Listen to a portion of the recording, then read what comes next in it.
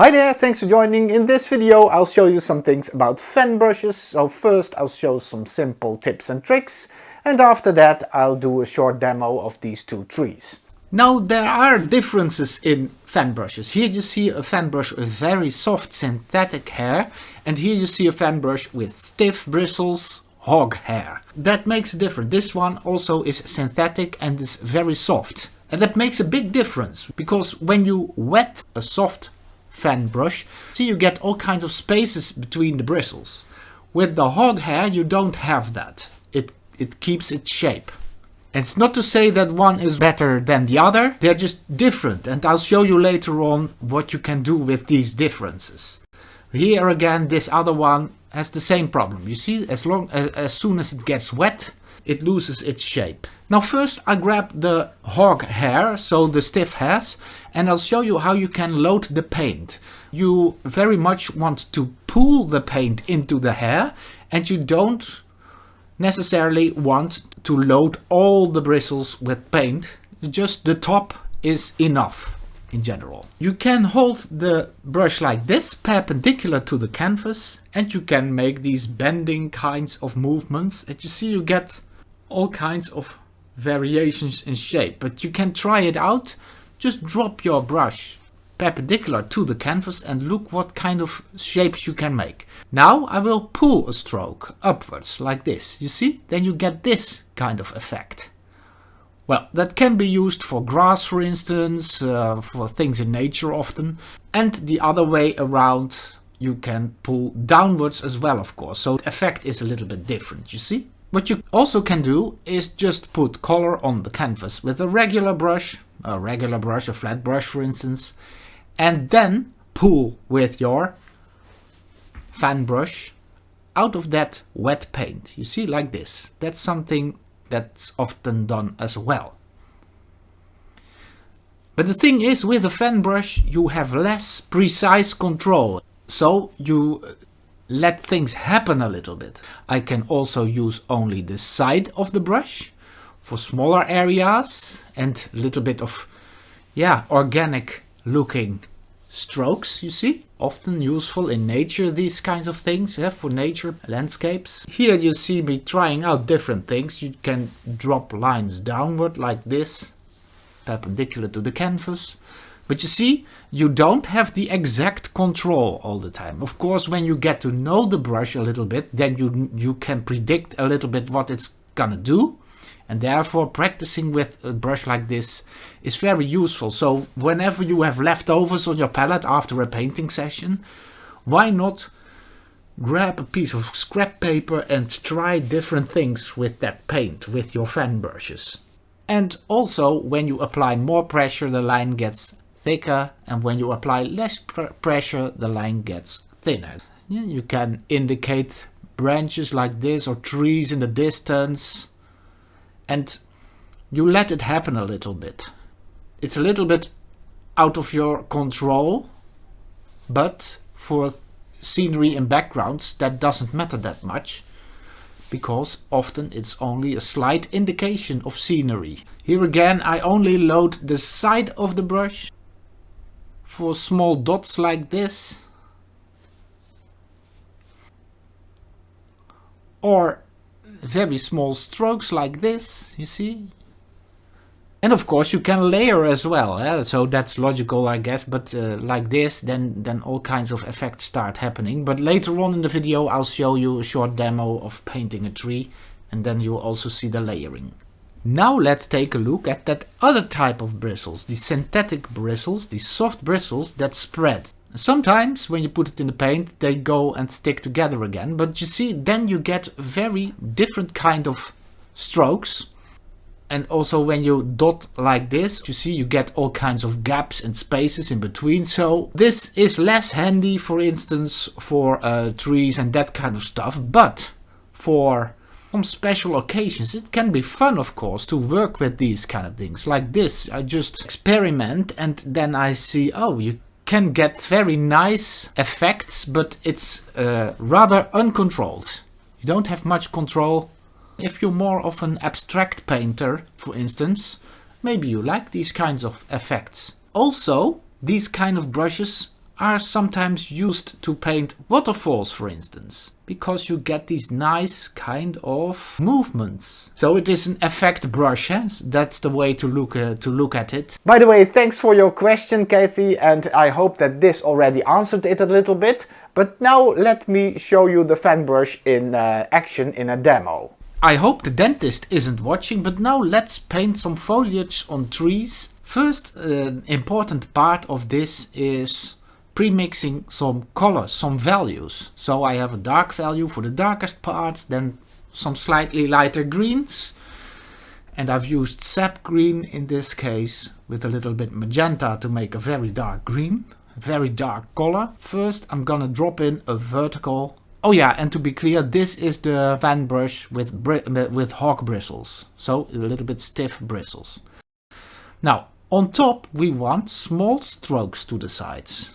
So I use the side of the brush to do that, you see?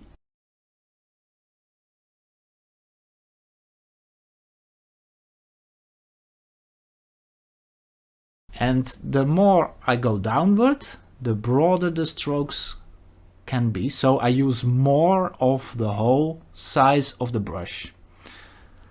And I try to make a rather unpredictable pattern, not too symmetrical.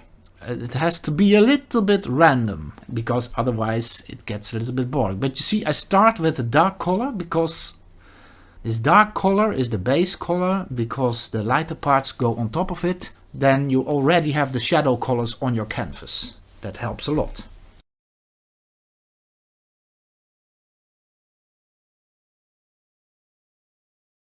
So here I just drop in a little bit of that color for a little bit of grass or something. See?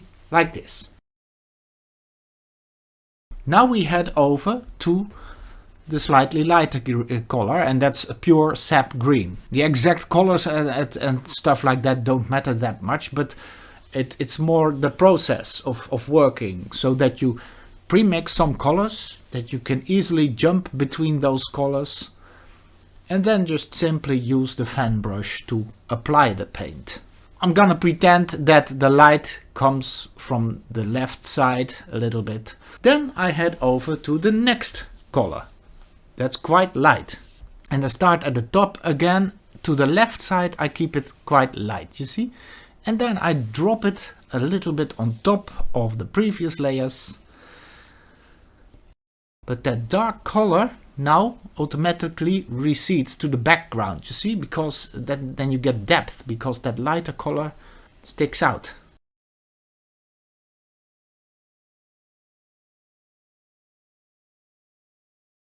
Now I drop in an even lighter color. I've made the green lighter with a little bit of yellow ochre, by the way, and a tiny bit of cadmium yellow light.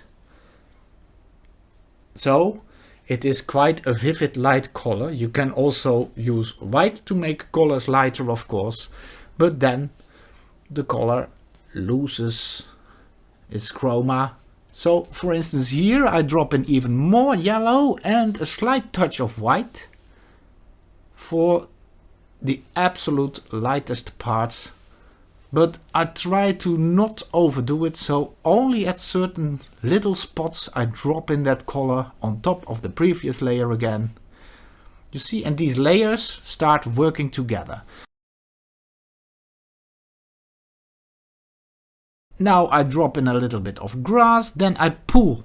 You see, I pull the brush upwards.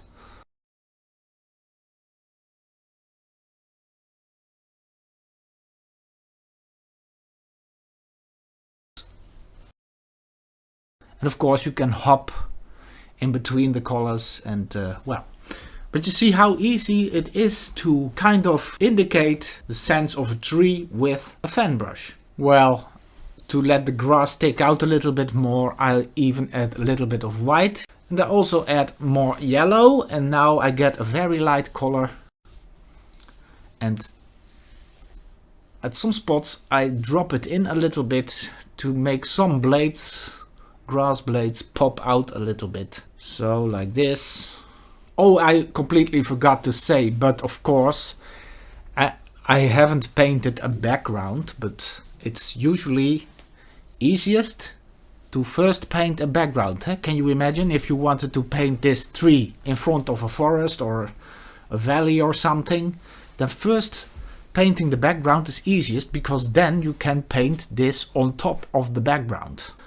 And now I use a synthetic brush. Look at this. So the bristles will spread a little bit, but in this case I want to make use of that strange effect, you see? So it's a little bit unpredictable, but in this case with the grass I don't mind. So you see these bristles that spread, they have their benefits as well. Let's take a little bit of a light color now. You can see the effect again. So just here, you see, you can do movements like this with that as well. Can be fun, and you can add a slight touch of other colors maybe. Don't overdo it, but a little bit of yellow ochre through it like this. Well, it's just for the idea, but I hope you get the idea. I'm such a fan of this fan brush. Now with the same colors I grab that dark color and I start making another kind of tree. So first I start with the branches, and here maybe a little bit of a cast shadow. Now on top of this I'm gonna paint the darkest values first. It's just the same as we did with the previous tree, but now again we have a different kind of foliage, of course. But you see, I just drop the brush on the canvas and try different angles and just do some random stuff like this.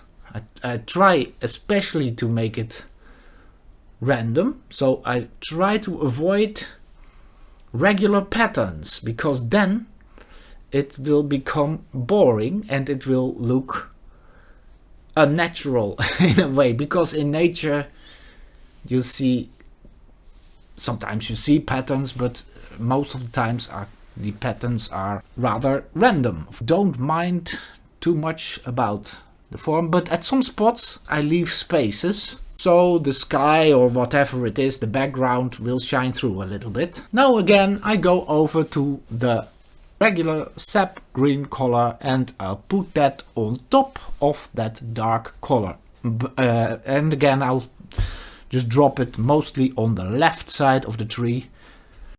You see that it slightly gets more colorful, that this color contains more color than that dark value that we did previously, you see? So something like this is enough. Now I head over to the lighter color and I put that on top of the previous layer again. And I make it even lighter and a little bit with yellow ochre again. You see, like this. And you try to make these kind of, yeah, the tree has all kinds of, you could say, spherical forms, of course, with foliage. So with lighter parts and darker parts. The lightest color I make slightly lighter again with a little bit of yellow ochre and a little bit of cadmium yellow. And then again I go on top of the previous layer again at some spots. Now I also want to make some very light parts, so I even add a little bit of white and yellow ochre and cadmium yellow light. So, and there we go. And now I'm gonna use the side of the brush a little bit more. So not the complete range of the brush, but more these sideways, the sides like this. So you can very quickly create the effect of foliage. And now I add more of a yellow ochreish kind of color, just, yeah, to make it look a little bit vivid. But it is ever so slight difference. You see the tonal value of that yellow ochre is quite similar to that light part. So now I want to drop in some grass. Well, I first drop in some big parts here like this. And of course I'm just doing it a little bit from imagination, or a little bit completely from imagination. And personally, I prefer working from photographs or from real life, at least, because in real life you see things you would never imagine. But it's just a little bit to show the technique, of course. But then, last but not least, of course, you can add with a small round brush, at some spots you can add a little bit of little branches that stick through the foliage at some parts, but I should have waited until it was dry, but because now it mixes with the paint too much. But still, I think you get the idea. If you wait a little bit longer, then they stick out a little bit more, but that makes it less of a solid form. Because the foliage, of course, isn't just a solid form. Some spots there is, you see these little branches. Also on the tree trunk, etc., there you have lighter parts, of course, as well. So you can drop in a little bit of a lighter color at some spots. So now I grab a little bit more magenta, because I run out of the dark paint, and I grab a little bit of sap green and a little bit of magenta to make a very dark color again, and then I go I drop in a second layer, and now it automatically gets darker again. See, now that the paint is dry a little bit, I can show you as well that you can easily paint a little bit of branches, small branches that stick out of the foliage at some parts as well. Thanks for watching, see you next time.